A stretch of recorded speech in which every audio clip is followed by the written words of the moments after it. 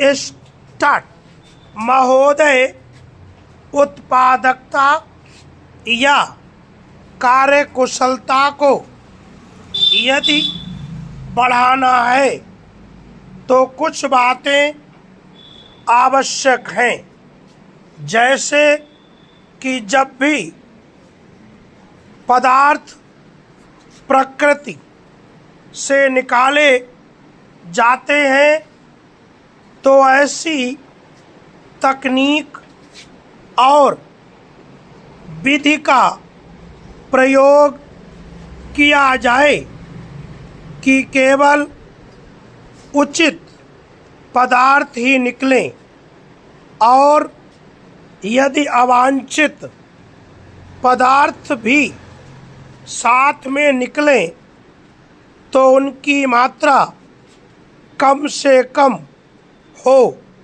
साथ ही ऐसा करने में काम आने वाले संसाधनों जैसे ऊर्जा, मानव शक्ति, पानी, उपकरण इत्यादि की खपत भी कम से कम हो।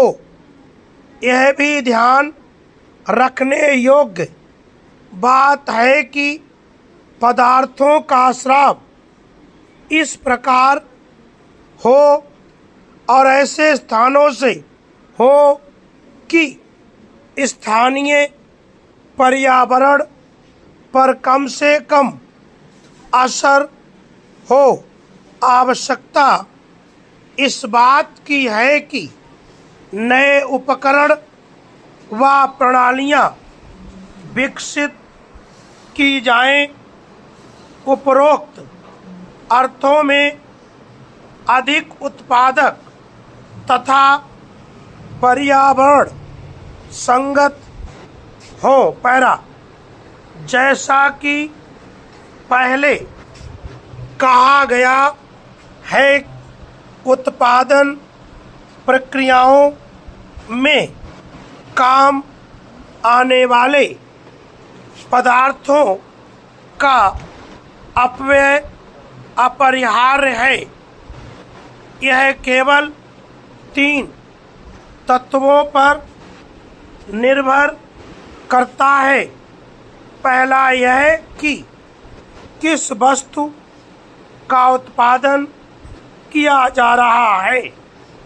दूसरा, उसके उत्पादन के लिए कैसी उत्पादन तकनीक को अपनाया जा रहा है।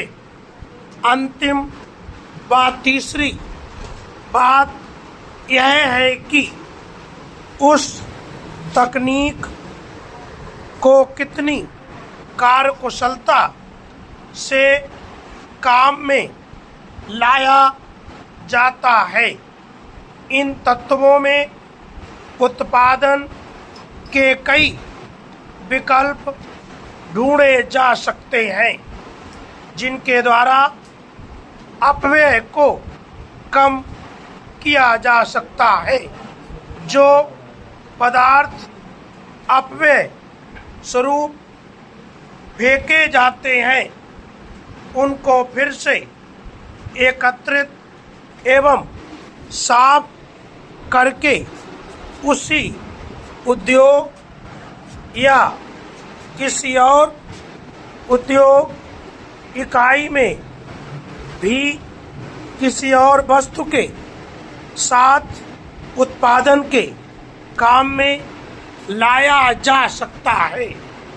उद्योगों में इस तरह के कई अवसर मिल सकते हैं।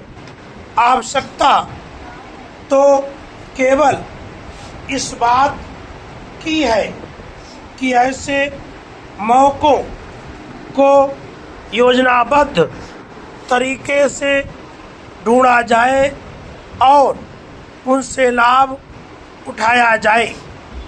ऐसा करने में प्रदूषण की मात्रा तो कम होती ही है, साथ ही लाभ में भी वृद्धि होती है।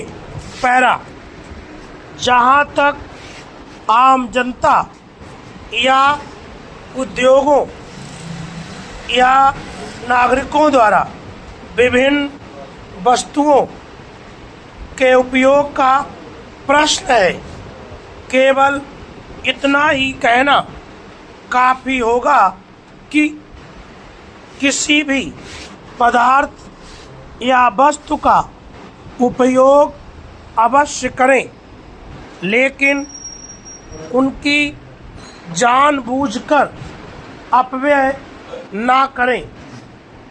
वह चाहे पानी हो, विद्युत हो, ऊर्जा हो, खाद्य पदार्थ हो या और कोई वस्तु, सामान या उपकरण। अपव्यय करते समय इस तर्क में कोई तुक नहीं है कि इसको वहन करने की अमुक व्यक्ति को आर्थिक सामर्थ्य है। अपव्यय तो अपव्यय ही है, उसका असर पर्यावरण पर भी होगा ही। स्टॉप। इसकी हिंदी बना के लाना, हम कल जरूर देखेंगे, और जो बच्चा नहीं लाएगा उसको हम बहुत तोड़ेंगे, ये ध्यान रखना।